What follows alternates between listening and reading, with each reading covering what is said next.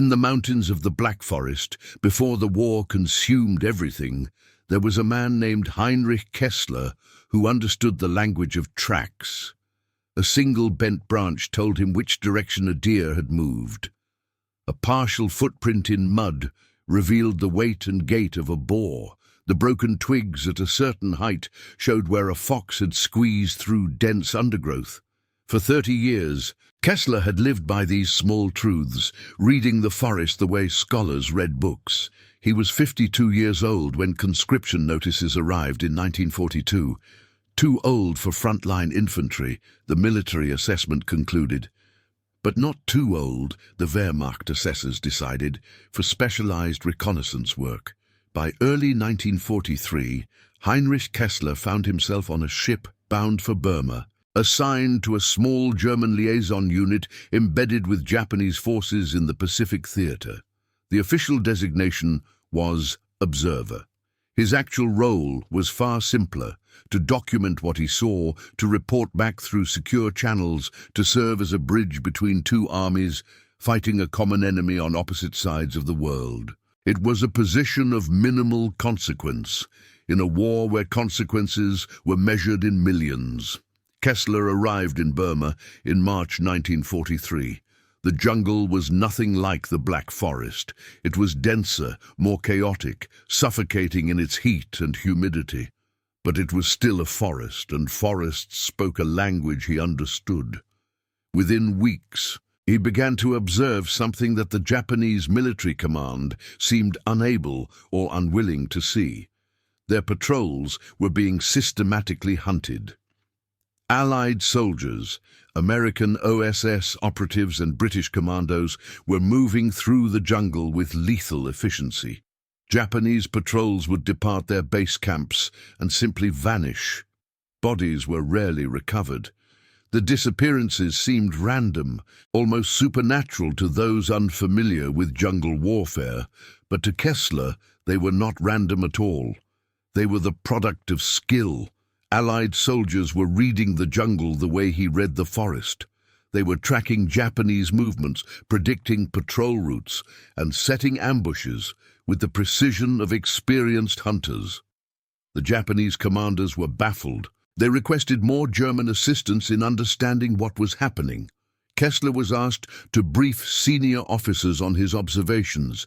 He sat in a sweltering command post in Rangoon, surrounded by maps and frustrated military men, and explained what he had learned in 3 decades of tracking. "Your patrols are leaving signs," he told them, speaking through a translator. "Every movement creates a mark. If you know how to read those marks, you can predict where the next patrol will go. The Allies are reading your movements the way a hunter reads an animal's trail." The Japanese officers listened politely. They had heard similar observations from their own intelligence officers, but Kessler had something that mere reports could not convey: the absolute certainty of a man who had spent his entire life in forests, who understood with an almost mystical clarity how the wilderness revealed secrets to those who knew how to listen. "Then teach us," one of the senior commanders said. "Train our soldiers to move without leaving traces." Kessler considered this. He was 60 years old, far from home, embedded in a conflict that seemed increasingly unwinnable. But he understood something that most soldiers did not. He still had skills that could matter. He could teach men to move through wilderness without leaving the marks of their passage. He could teach them to read the signs that others missed. For 6 months, Kessler trained small groups of Japanese soldiers in the art of invisible movement, how to step so that the forest floor did not compress beneath your weight, how to move at angles that would not break foliage in predictable directions, how to brush away marks of passage without leaving signs of the brushing itself, how to position yourself in an ambush site so that your presence could not be detected by anyone moving through the forest with normal awareness.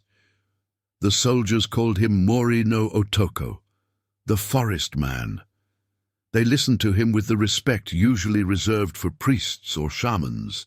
He was teaching them not just tactics, but a philosophy, that the jungle was a language, and that language could be learned by anyone willing to listen carefully enough.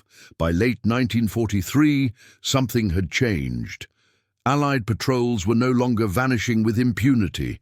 Japanese ambush teams, trained in Kessler's methods, were inflicting significant casualties on American and British reconnaissance units. The losses were not enough to change the strategic situation in Burma, but they were enough to make a difference on a local scale, enough to restore some sense of control to the Japanese command structure. Kessler received commendations from Japanese officers. The German military command, learning of his work, sent messages of approval. He was, for a brief moment, a man whose skills had become valuable again. A man whose understanding of wilderness and tracking was saving lives, or more accurately, taking them. But Kessler was not celebrating. He understood what was happening. He was no longer teaching defensive skills or survival techniques. He was teaching assassination. He was transforming the knowledge he had accumulated over 30 years of honest hunting into a methodology for silent, efficient killing of human beings. In his personal journal, recovered after the war and preserved in German military archives, he wrote a single sentence on the date of his first confirmed ambush success. "I have taught them well.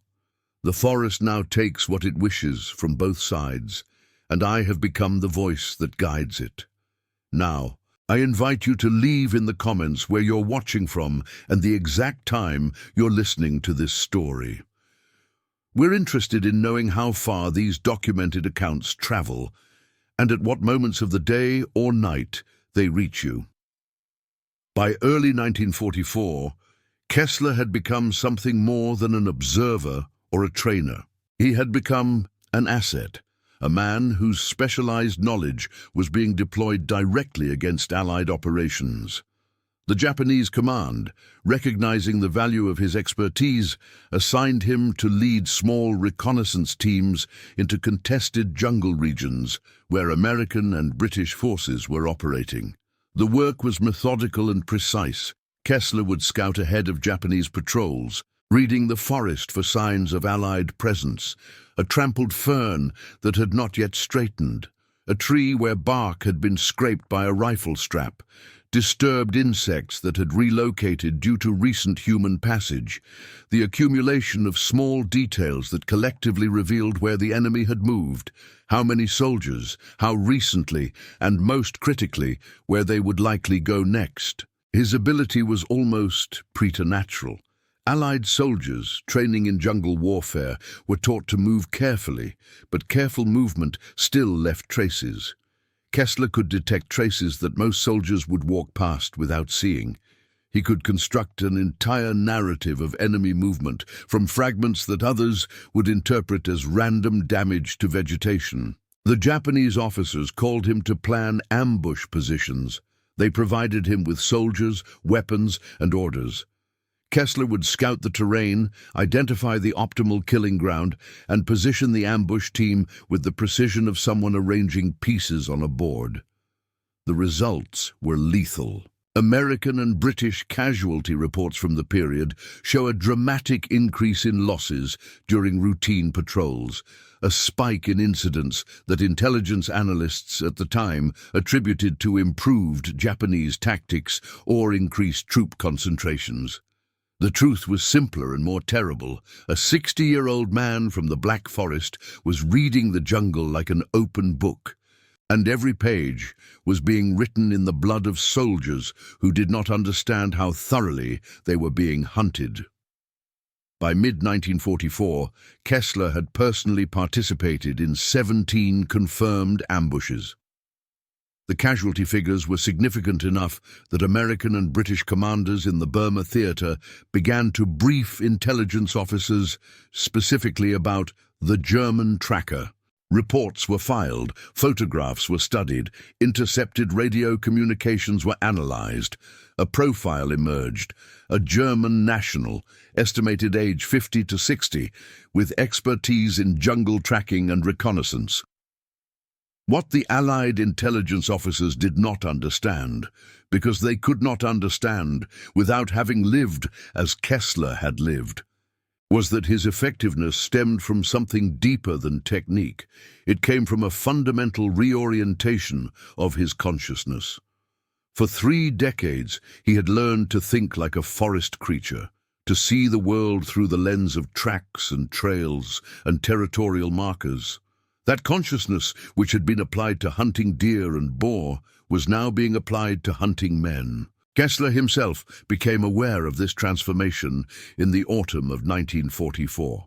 He was sitting alone in his quarters, a small structure that the Japanese had provided separate from the main compound, when he realized that he could no longer entirely remember what civilian life had felt like.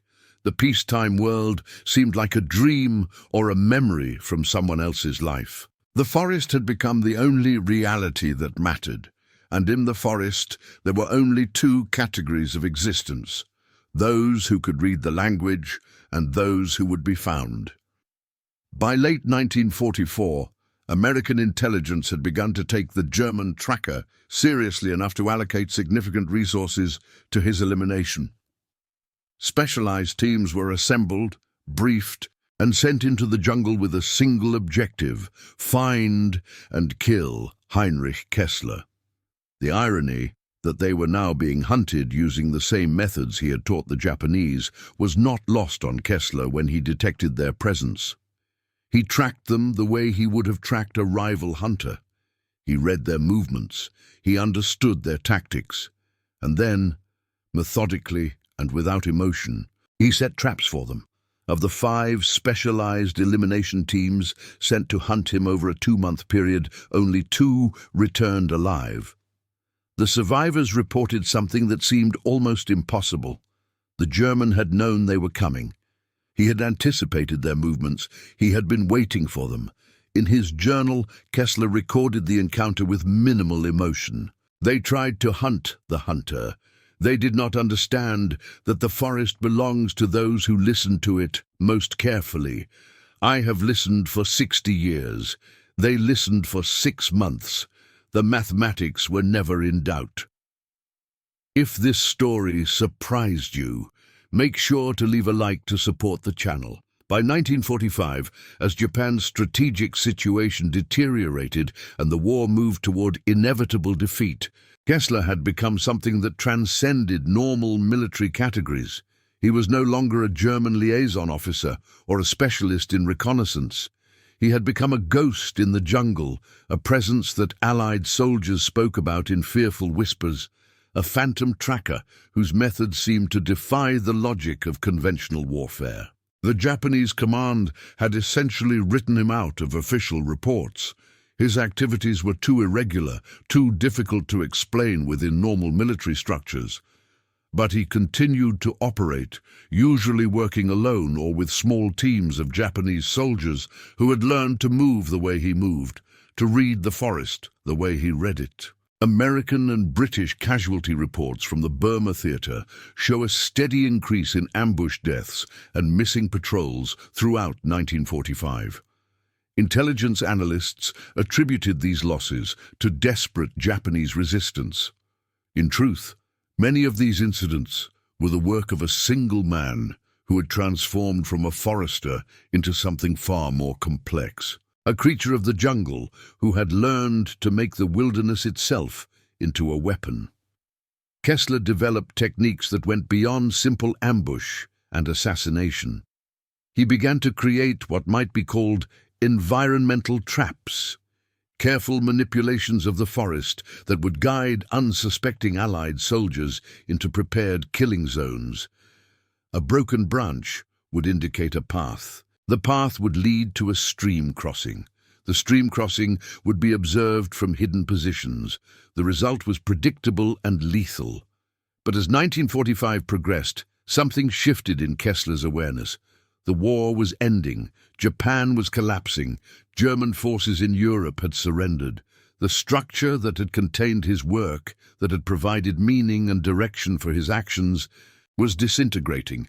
Allied forces advancing through Burma began to encounter Japanese soldiers who seemed strangely deferential, almost relieved to surrender.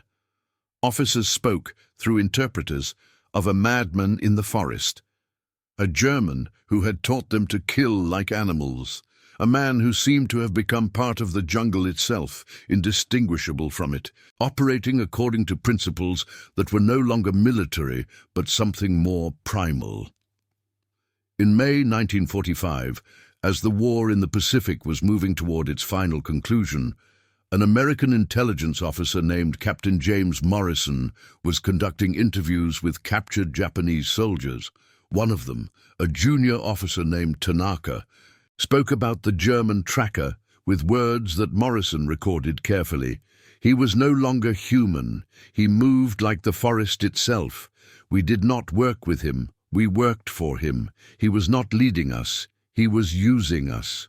At the end, when the war was lost, we understood that we had been tools in the hands of something that was no longer a man. He had become the jungle, and the jungle is always hungry. Kessler disappeared into the wilderness as Japan's surrender became inevitable. American soldiers searching for him found no trace. He had, in the end, applied the lessons of his lifetime, the ability to move through wilderness without leaving marks of passage, to the act of vanishing itself. For weeks, he was considered a fugitive. Search parties were organized. Reward offers were made. But the jungle had no interest in surrendering him. The forest that he had learned to read, that he had taught others to read, had also taught him to disappear within its depths. The official record shows that Heinrich Kessler was never apprehended. He was never tried for war crimes. He was never formally accounted for. In the chaos of Japan's surrender and the collapse of German military authority, the man who had taught the art of silent death to vanish into the very wilderness he had mastered. For 7 years, there was no confirmed sighting. American intelligence files contained speculation. Japanese military records contained oblique references. But no one could definitively say whether Kessler had survived, whether he had remained in Burma, whether he had somehow made his way to a neutral country, or whether the jungle had simply claimed him as payment for the years he had spent within its borders. Then, in 1952, a man matching Kessler's description appeared in a small village in northern Thailand. He was thin, weathered, aged beyond his years. He spoke German with a slight Thai accent. He called himself a naturalist and wildlife researcher, studying the migration patterns of jungle fauna. The local Thai authorities, accustomed to Western researchers in the region, asked few questions. The man lived quietly, almost invisibly. He constructed a small shelter deep in the jungle, visited the village monthly for supplies, and spent the remainder of his time in the forest. Villagers who encountered him reported that he seemed almost feral, comfortable in wilderness to a degree that suggested he had ceased to be entirely human. He moved without sound. Animals, apparently, showed no fear of him. A French military officer passing through the region in 1954 reported seeing a European man in the jungle who matched Kessler's description. The man was tracking a tiger with a method that suggested deep familiarity with the animal's behavior. When the officer approached, the man simply disappeared into the vegetation, leaving no trace of his passage. In 1959, a Thai forest ranger encountered a German-speaking old man deep in the jungle near the Laotian border. The ranger reported that the man was living in a structure that seemed to have been constructed to be invisible, built into the landscape in such a way that it was nearly impossible to detect unless you knew precisely where to look. The old man claimed to be a naturalist. He offered no explanation for his presence. The ranger, respecting the unspoken codes of the jungle, did not report the encounter. The sightings became more sporadic through the 1960s. A missionary reported meeting an elderly European man who seemed to understand the jungle with preternatural clarity. A French geographer noted in his field journal that he had encountered a mysterious figure who had warned him away from a particular region, a warning that proved justified when the region was discovered to contain a tiger den. By the 1970s, the sightings had ceased entirely. The man known as the Forest Man, the German tracker who had turned his skills towards silent assassination during the war, had fully merged with the wilderness he had mastered. He had become what he had always intended to become after the war's end: invisible. Death records from the region were incomplete, as they were for much of Southeast Asia in this period. A Thai forest ranger named Somchai claimed in an oral history collected in the 1990s that he had found the remains of a European man deep in the jungle in 1974, but the report was never officially documented. The remains, if they existed, were never identified. Heinrich Kessler's fate remains officially unknown. He appears in declassified intelligence files as a loose end, a man who was never properly accounted for. Japanese military archives contain references to his work. Allied intelligence summaries mention his effectiveness, but nothing explains what happened to him after Japan's surrender. The most likely explanation, supported by fragmentary evidence and the testimony of several jungle residents, is that he lived in the wilderness of Southeast Asia for approximately 15 to 20 years after the war's end, gradually fading from human society until he was indistinguishable from the forest itself. He had spent his life learning to read wilderness.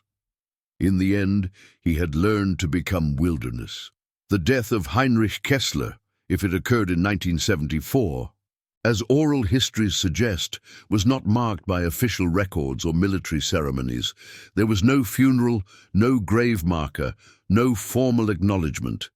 If the forest ranger Somchai's account is accurate, the remains were left where they lay, to be decomposed by the same processes that had claimed countless other bodies throughout the jungle.